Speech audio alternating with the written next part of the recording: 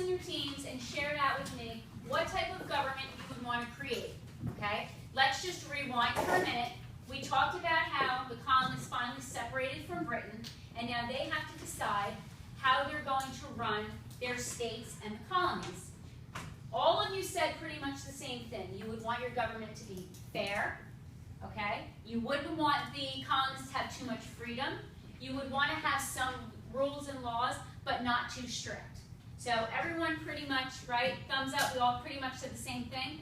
So now what we're going to do is we're going to look at our video, our anticipatory set, and what it's going to do, it's going to show you sort of a summary or from the beginning to the end, or how our government works now, okay?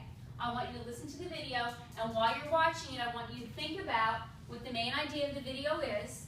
You're going to discuss with your teams what the main idea of the video is when it's over, and then you're going to share out, okay? Any questions? Good? All right. Here we go. Bear with me.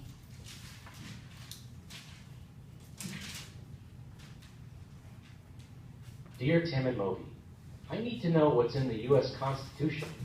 From Jake. The Constitution is America's plan for government. It lays out how the U.S. government works and how we all fit into it. The framers of the U.S. Constitution tried to create a flexible way to govern that would take the country into the future. The Constitution is based on 7 principles: popular sovereignty, republicanism, federalism, separation of powers, limited government, checks and balances, and individual rights. Yeah, I'll explain them. Popular sovereignty means that the people rule.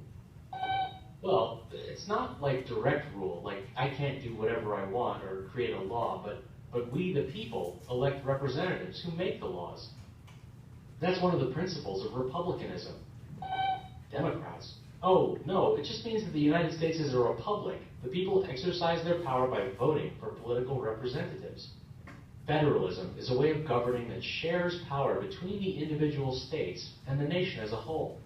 The Constitution gives delegated powers to the nation and sets aside reserved powers to the states. For example, the federal government has the power to print money and declare war. No state can do those things on its own. And individual states have powers to establish schools and make new marriage laws. There are also some powers that both the nation and the states share, like levying taxes.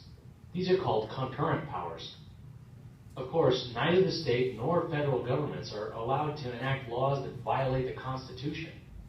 Articles 1, 2, and 3 of the Constitution split up the government's powers between the executive, legislative, and judicial branches. The separation of powers ensures that no one branch of government will have too much power. The legislative branch, which includes our representatives in Congress, makes the laws. The executive branch, which includes the president, enforces the laws. And the judicial branch, which includes the court system, is in charge of interpreting the laws.